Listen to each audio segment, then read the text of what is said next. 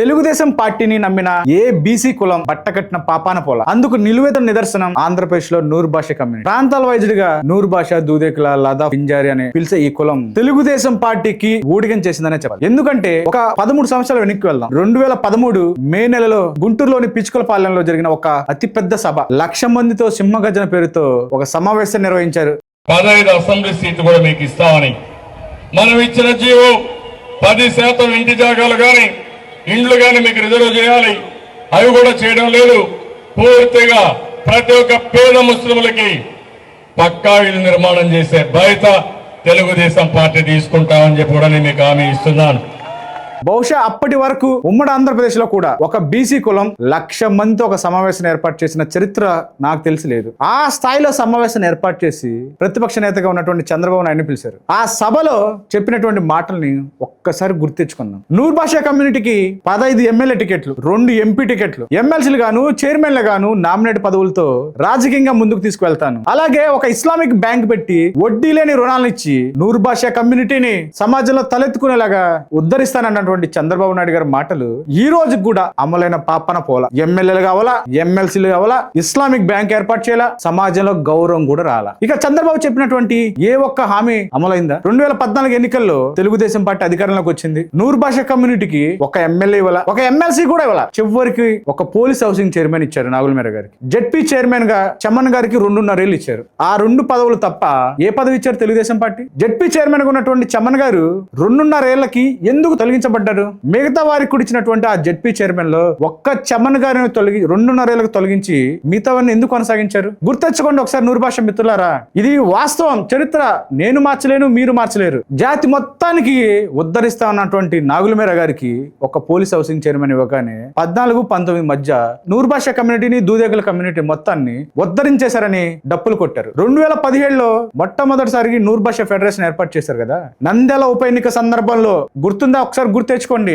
40 కోట్ల రూపాయలు బడ్జెట్ ఇస్తానని పేపర్ మీద చెప్పినటువంటి చంద్రబాబు నాయుడు గారు నంద్యాల ఉప ఎన్నిక సందర్భంలో బాబనని చైర్మన్ గా పెడితే 40 కోట్లు ఇచ్చిన బడ్జెట్ ఇచ్చిన ఫెడరేషన్ లో కనీసం ఆఫీస్ ఖర్చులు కూడా ఇవ్వలేనటువంటి దుస్థితిలో చంద్రబాబు గారు ప్రభుత్వం ఉంది. తనకేదో ఒక చైర్మన్ ఇచ్చారే, ఆ ఆఫీస్ ని డెవలప్ చేద్దాము, కొంత ఇంటీరియర్ రిపేర్ చేపిద్దామని బాబన్ గారి సొంత రూపాయి ఖర్చు పెట్టారు. అక్కడ ఈ రోజు కూడా బాబన్ గారికి ₹1 రిలీజ్ అవ్వాల. ఇది తెలుగుదేశం పార్టీకి నూరు భాష కమ్యూనిటీ పై ఉన్నటువంటి దృఢమైన అభిమానం. 2024 ఎన్నికల ముందు ఏం చెప్పారు నారా లోకేష్ గారు, చంద్రబాబు గారు? చంద్రబాబు నాయుడు గారు ముఖ్యమంత్రి అయిన వెంటనే నూరు భాష ఫెడరేషన్ ఏర్పాటు చేసి 40 కోట్ల రూపాయలు కేటాయించి డబ్బులు ఖర్చు పెట్టింది తెలుగుదేశం ప్రభుత్వం. ఇక్కడున్న దూదేగలు నేను ఇస్తున్న హామీ ఒకటే, చట్టసభల్లో 2024లో అవకాశం ఇచ్చే బాధ్యత తెలుగుదేశం పార్టీ తీసుకుంటుంది.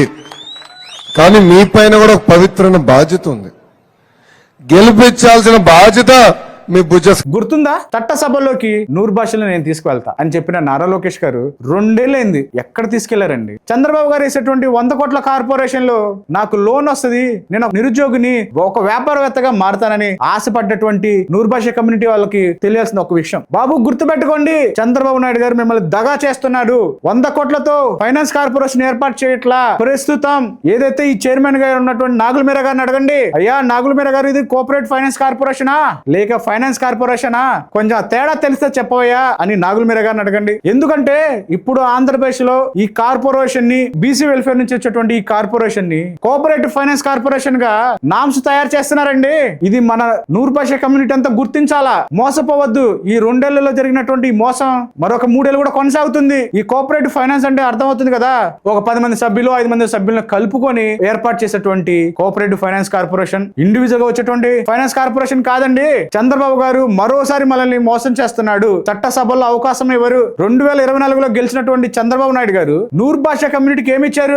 ఒక్క నూరు భాష కార్పొరేషన్ చైర్మన్. నూరు భాష కమ్యూనిటీ తన మనుగడ కోల్పోవడానికి నాగులమీర గారే కారణం. ఎందుకంటే ఏమయ్యా నాగులమీర గారు, సోదర సమానులైనటువంటి మీరు ఇన్ని దశాబ్దాలుగా తెలుగుదేశం పార్టీకి పనిచేస్తూ అధికారంలో ఉన్నప్పుడు ఉన్నారు, ప్రతిపక్షంలో ఉన్నారు, ఇప్పుడు ఉన్నారు. ఒక ఎమ్మెల్సీ సాధించుకోలేనటువంటి నువ్వు మాకు నాయకుడువా?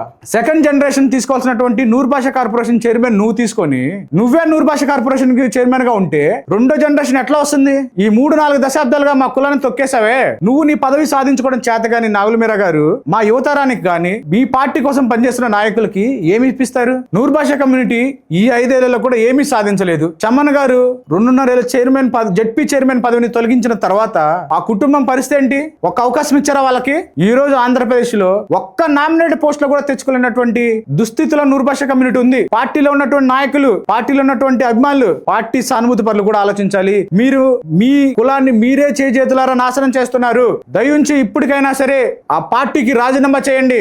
రండి కొట్లాడదాం ప్రభుత్వం మీద. తెలుగుదేశం పార్టీ నమ్మిన ఏ బీసీ కులం బాగుపడిన పాపాన పోలా. గుర్తుంచుకోండి, రండి పోరాడదాం తెలుగుదేశం పార్టీ పైన, ప్రభుత్వం పైన.